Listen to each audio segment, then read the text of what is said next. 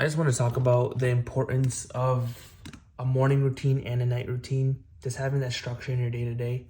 I know a lot of people make fun of it, and you'll see like those silly videos. Oh, 7 habits millionaires do to become successful. It's all bullshit. All those 7 reasons, 8 reasons, whatever the shit those YouTubers be making is just what they do on that day. They make that video and they never do them shits again.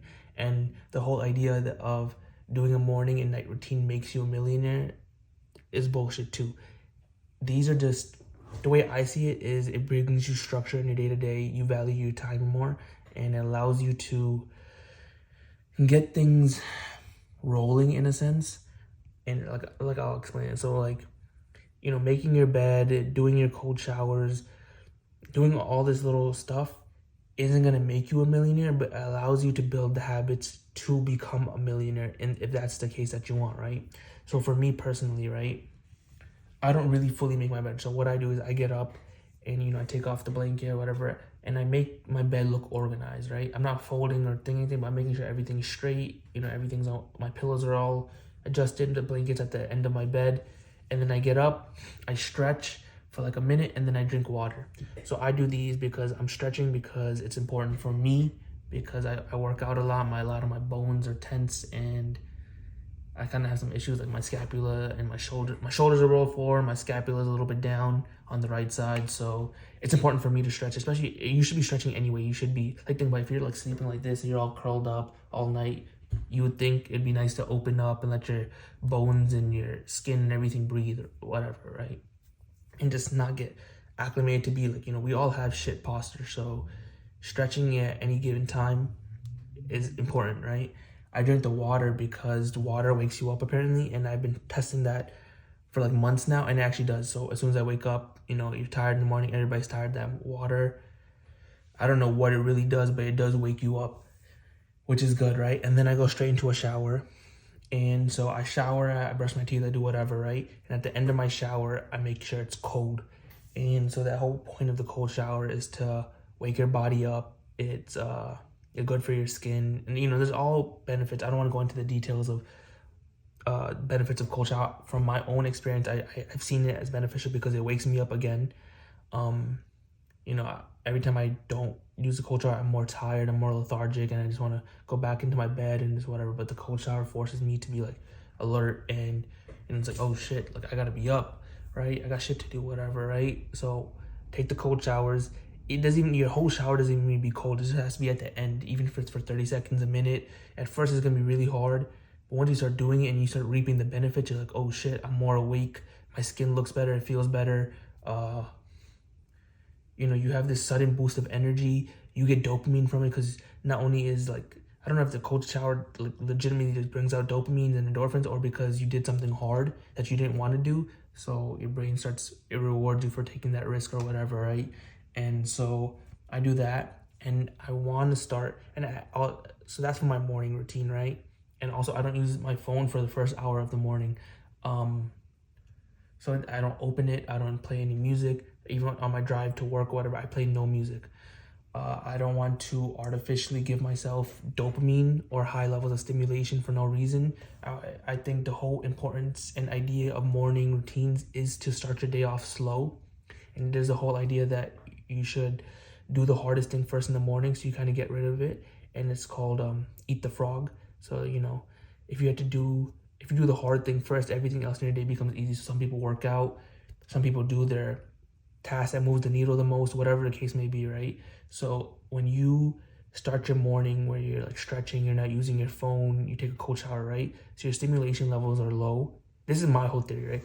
The cold shower makes you alert and awake, and not using your phone leaves your brain at a low stimulus level, right? Because if you use your phone, it's constant stimulation. You're on TikTok, you're reading your emails or whatever, right? If you go on a high stimulation level, the whatever work you have to do is gonna seem extra boring. You're gonna almost want to not do it, right? So if you don't use your phone and your brain just woke up, you're in a low stimulus level because you were just sleeping and doing nothing, the work won't seem as boring or hard to do, because that's the most interesting thing you've done in that day, because you haven't used your phone, you haven't done anything where you had to use your brain. So this is almost the first thing. I don't know why. For me, it works. And whatever work I do in the morning, my brain is so clear, and it's like the work doesn't seem like, oh, I have to, like, I'm not dreading it. I'm just like, oh, let me do this. Let me actually use my brain, this and that, whatever, right?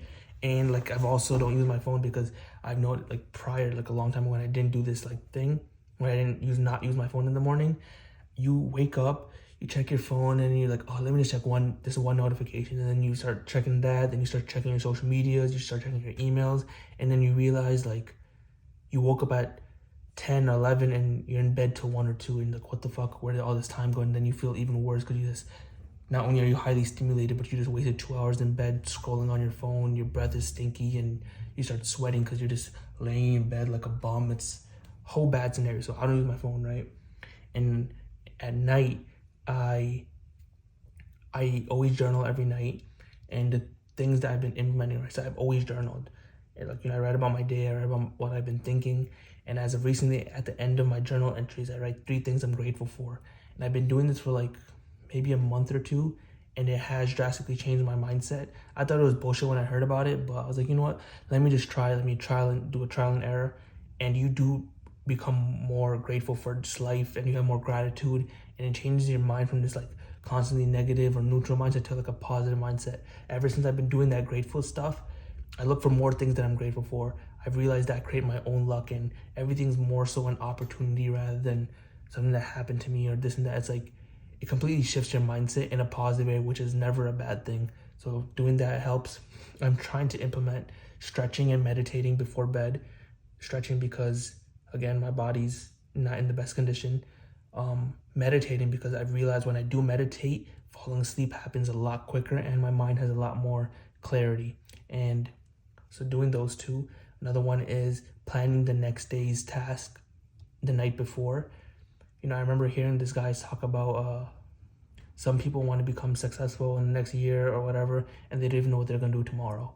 And like, if you think about that, it's like, that's so true. It's like, you should be planning your day from the night before. You plan your outfit, but you don't plan what you're going to do. It's like, and then you wonder why you wake up the next day and you're like just going through life, going through the motions. You're like, oh, I don't know what you're doing. It's like, plan it the day before. Say you can do this, say you can do that, and see, look, like, make yourself a to-do list, and you see how much more you're organized your life gets and how much better you allocate your time.